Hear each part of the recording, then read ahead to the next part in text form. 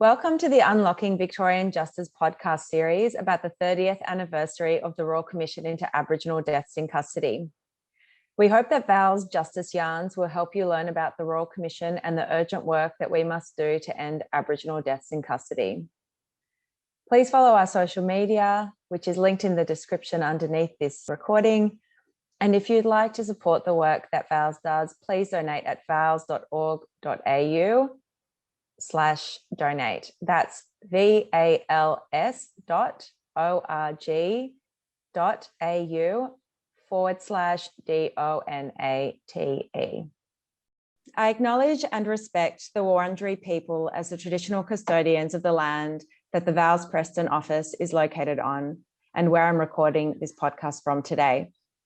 I would also like to pay my respects to their elders, past, present, and future, and Aboriginal elders of other communities who work with VALS and are involved with VALS, and more broadly in the fight to achieve justice for Aboriginal and Torres Strait Islander people.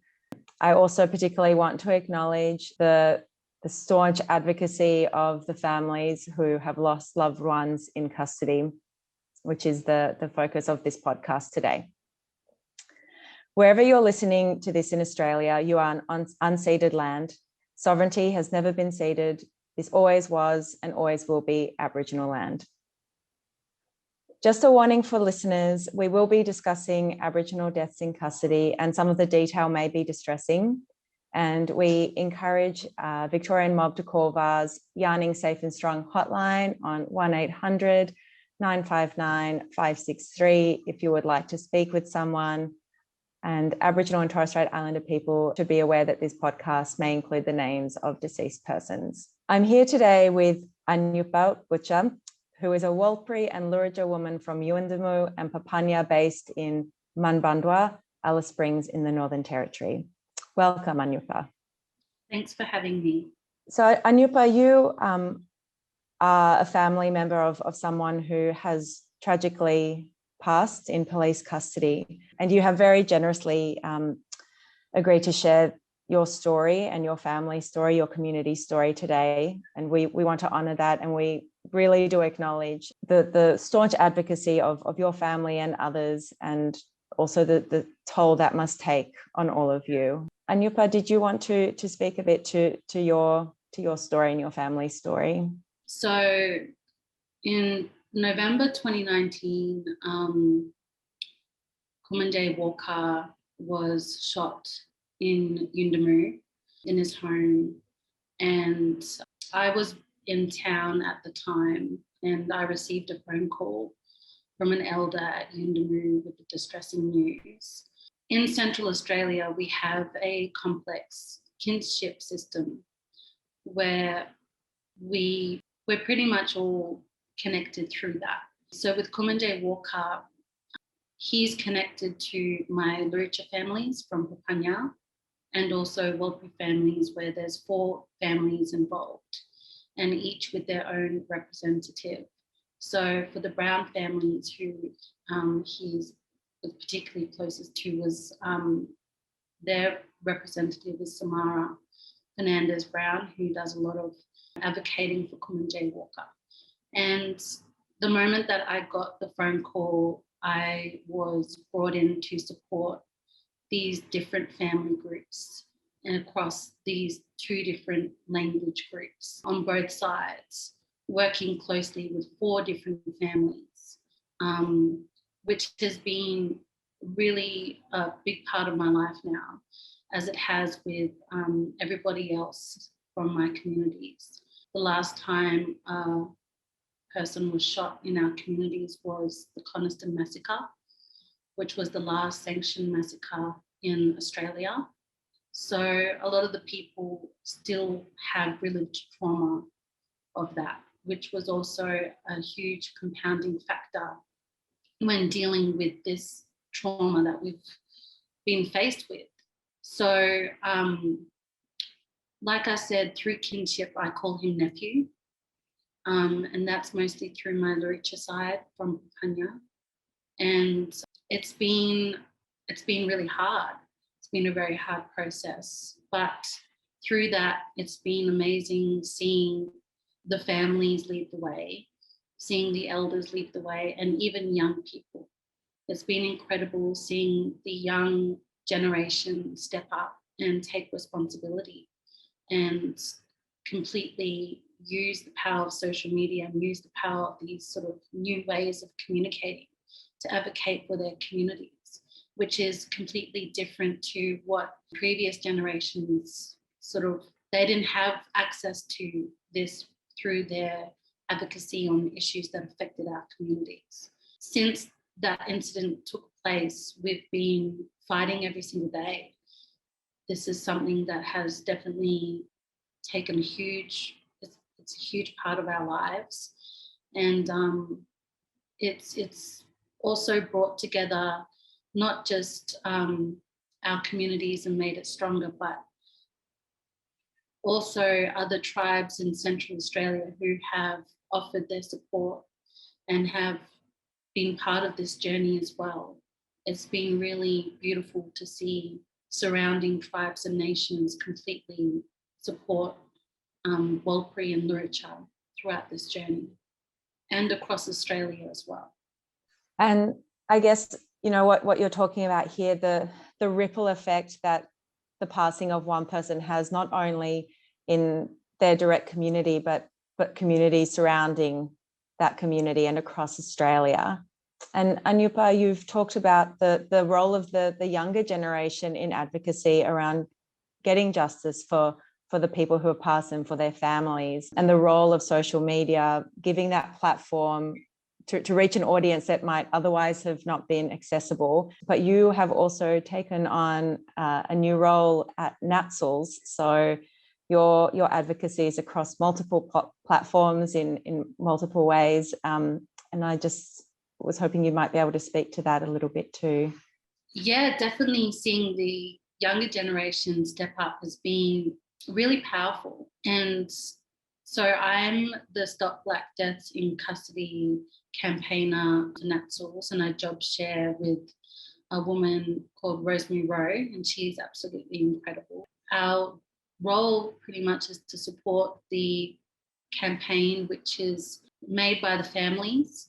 This job was created through their advocacy. They raised the money through GoFundMe to create these positions. I'm still new to the role, so I think I should just mention that first. What I found so far is, and what has really sort of blown me away, is just the self-determination of these families in creating these positions, and their ideas about what the campaign is looking like is absolutely amazing.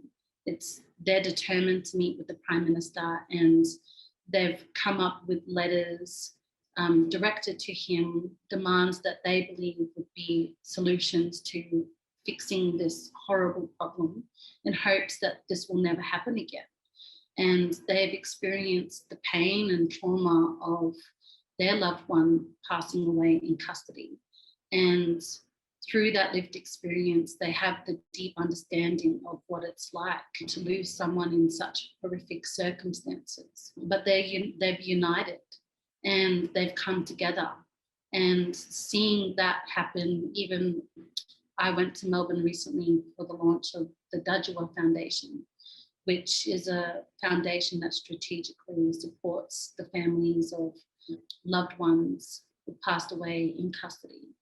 Seeing them together, united and holding space for each other, embracing each other, was the most beautiful thing I've ever seen throughout this journey. And I feel very grateful and blessed to be in this role. And I've always supported this issue, but I suppose when the incident happened at Yuendumu in 2019, I couldn't just sit down and do nothing, especially when a lot of people have called towards helping this campaign within my own community. So to be in a position where I can help other families and we can all walk down this path together, it's their voices and it's their vision which is going to completely lead the way. And that's how it should be. You know, the lived experience and the self-determination that they share, it's incredibly powerful. And there's big things that we're working on, which I'm really looking forward to. So you've mentioned that this position has been funded through crowdfunding, and we've seen over the last year and a bit, there's been a real sort of momentum building around ending Aboriginal deaths in custody. How does that feel? Do you feel supported by the Australian public? Do you hope to get more understanding around this issue? Do you think there's an opportunity here to get broader understanding and support for these families, including your own? Well, I suppose going back to 2019 when Kumanjayi Walker was shot, a lot of the campaigning was sort of out of reaction to that, the shock of that, and the hurt that many people were feeling. He was connected right through the desert, and that's how our kinship system works as well. We're all connected, and we did a lot of campaigning because we wanted to be independent in all areas of his case.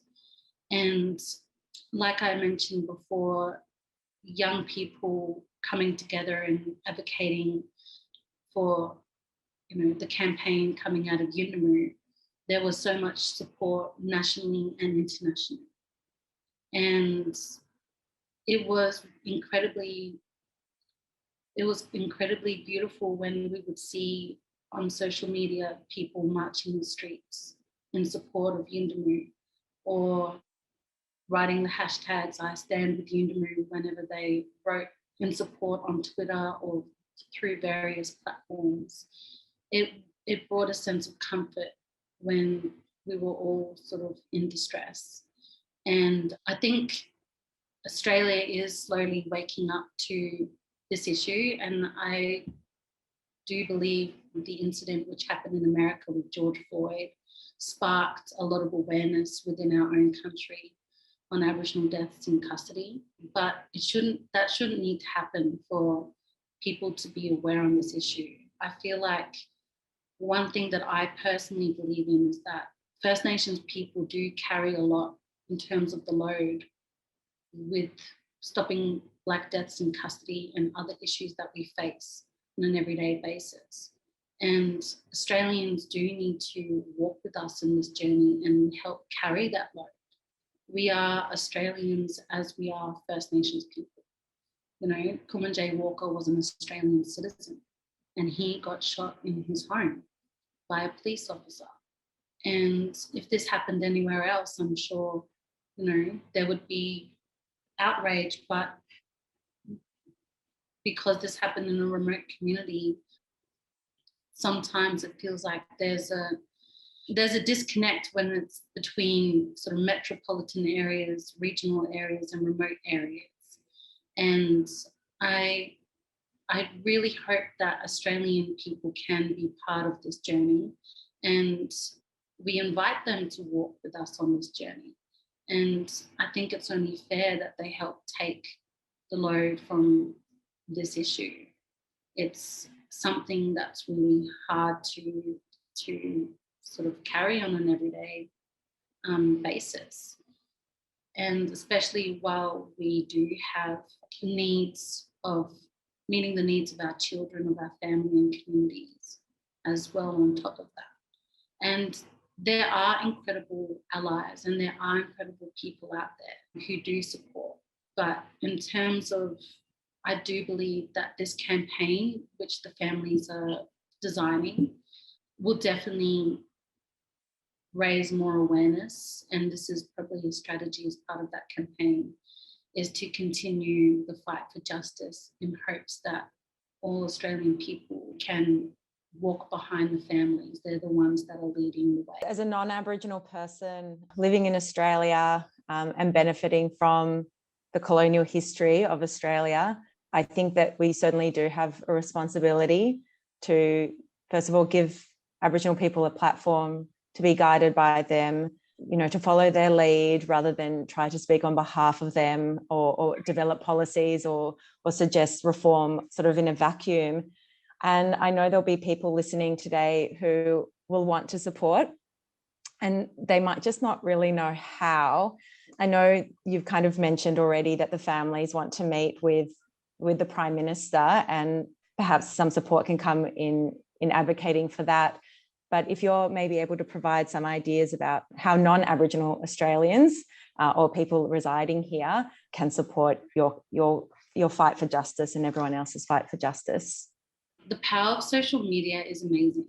And many families have created accounts which showcase their path to justice.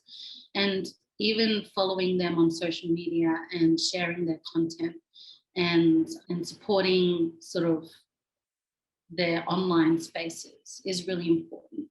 There's also a petition which is on the NATSL's website created by the families. And this is their quest to meet with the Prime Minister. Even supporting and sharing that online, which would be absolutely incredible. And I think too, for Australians, it's important to be familiar with your local area.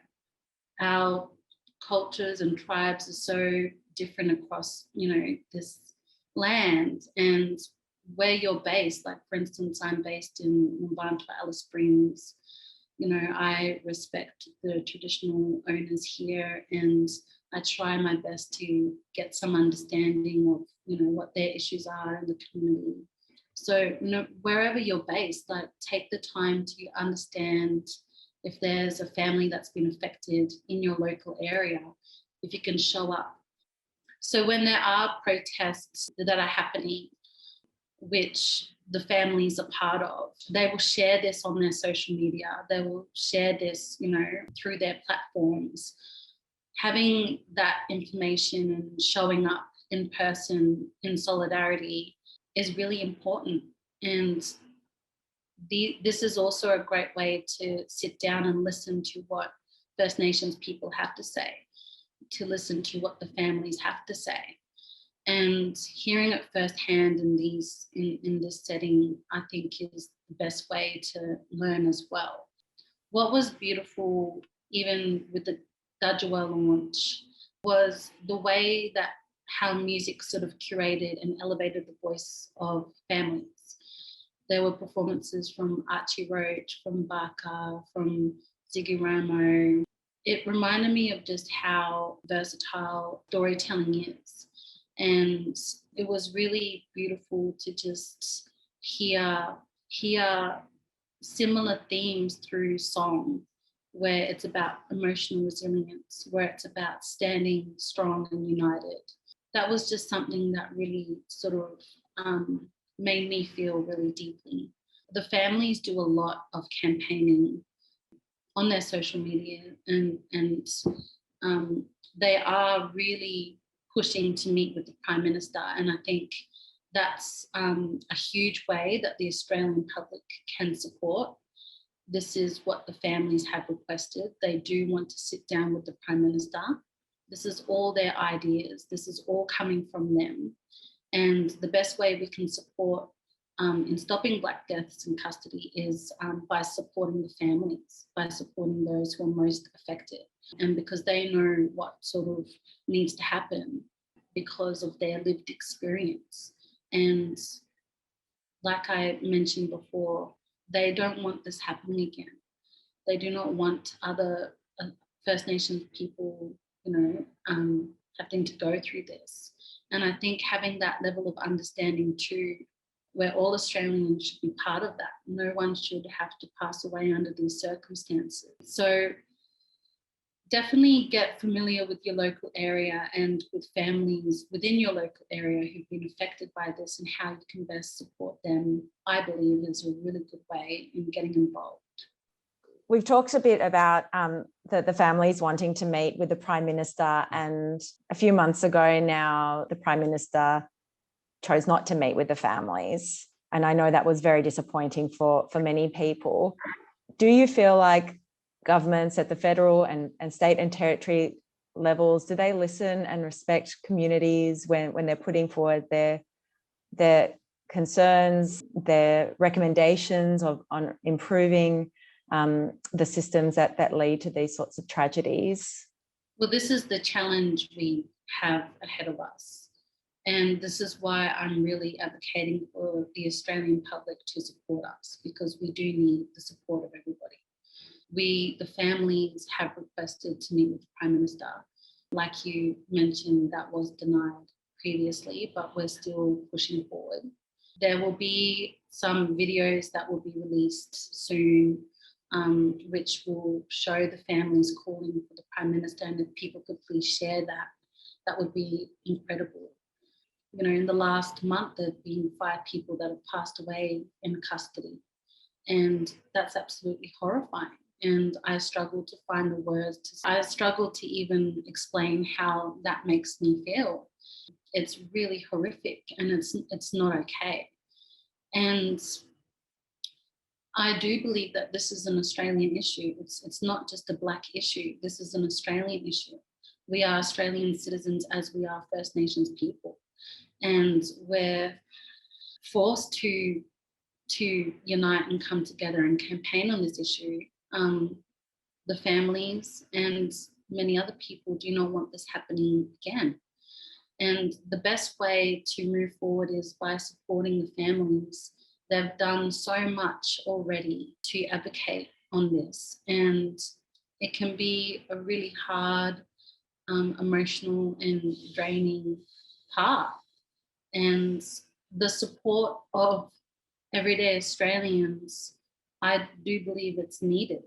We live in a democratic society, and the power, I never underestimate the power of community. We've got a few challenges ahead, but we're more determined than ever. The families are self-determined, and the campaign is a strategy to overcome these obstacles and to push through and to raise awareness and to walk on this journey with the families leading the way.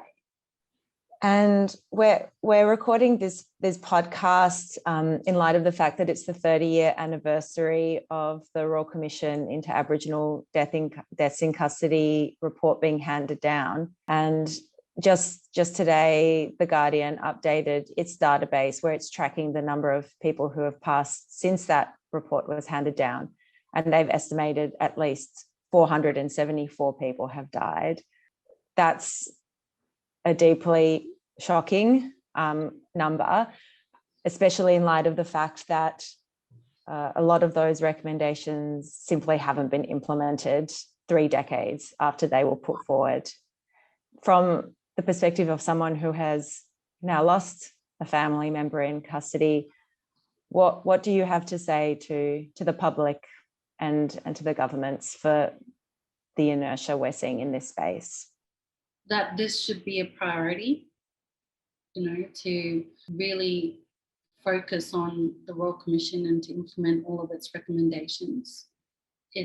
This shouldn't be happening in a country like Australia. It just shouldn't be happening. And it's absolutely devastating. I think supporting the families of loved ones who have passed away and is crucial. I know working closely with Samara Fernandez-Brown, Common J cousin, and working with Luritja and Walkley people here in the desert, the support of the nation when we were sort of in a trauma state, when we were really devastated by the news, that really gave us hope and that really helped us through. But we must extend that to all families. We must extend that to every person that has died in custody. This fight is also multi-generational.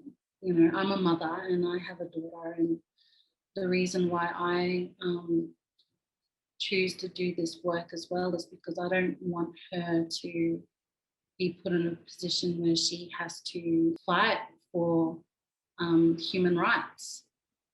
And this is a human rights issue. And I definitely believe we deserve better. We deserve better than this.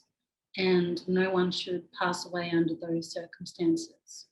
It's incredibly hurtful. And 30 years is a long time. 30 years is a really long time. And it's multi-generational. And we've had 5 people pass away in the last month alone. And this should be a priority for government to meet with the families. That's what they have requested. And they're dedicating their lives. They're dedicating their lives to stop black deaths in custody. And that's what people need to realize. A lot of these families and a lot of people working in this space have dedicated their lives to this issue. And that's a big commitment. And part of that is we do not want this to happen to anybody else, but also what about our children? What about the next generation? And how many more generations need to suffer from this issue? There's so many statistics and there's so many ways to approach this issue. But we need to come back to, remind ourselves that we're human beings and we deserve better than this. And the families have had a huge journey that they've walked on and will continue to walk on. And to extend support and solidarity is the least thing we can do living in this country and living on Aboriginal land, is to support those most affected by this government system.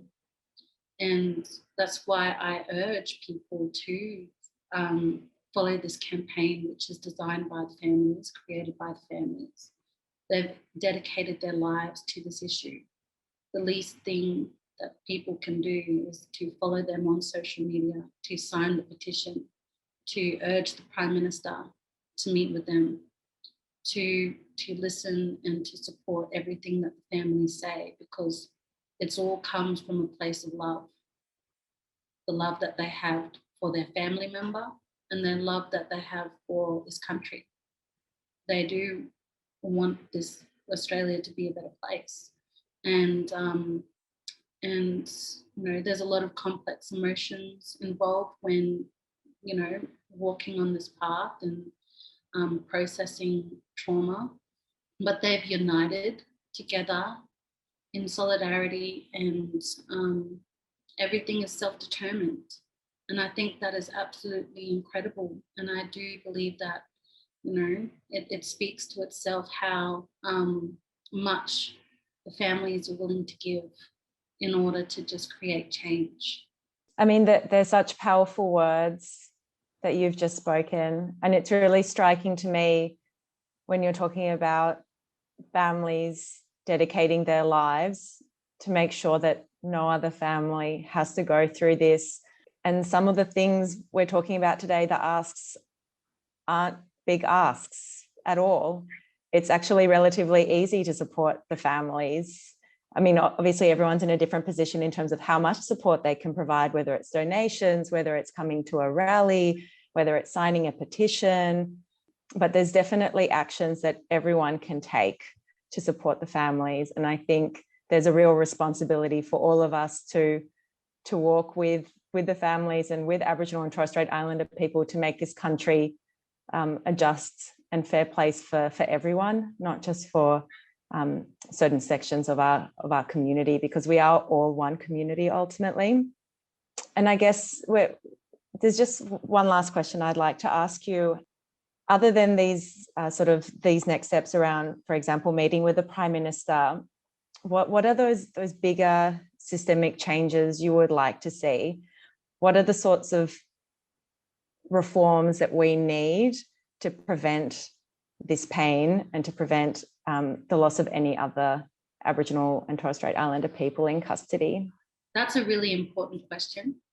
And like I've sort of been saying throughout this interview, I would ask the audience to go now and actually look at the demands that the families have put forward. And it comes from them, and I don't want to speak on that. I really just would encourage people to go and look at 10 demands that they've put forward that sort of speaks to your question. And in terms of where I'm based in the Northern Territory, we're still living under the NT intervention, which, is its own sort of big separate issue, and has its own complications, with Aboriginal people living in the Northern Territory. But throughout my experience of working with families and working with whether it's elders or with young people, I definitely feel like listening to local elders across different communities, like they're so wise and they're so knowledgeable, and they have experience from the different eras that we've sort of faced as Aboriginal people, through the eras of assimilation, eras of self-determination, and now we're, here under the anti-intervention. But I definitely,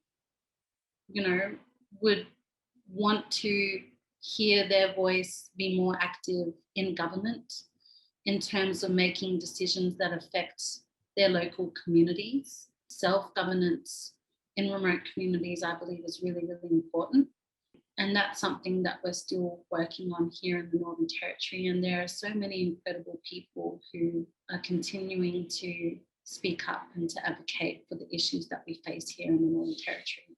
But in terms of decision making, in terms of, we're talking about a systemic sort of approach, the voices of the elders and the voices of local people need to be uplifted and heard when making decisions that affect local communities.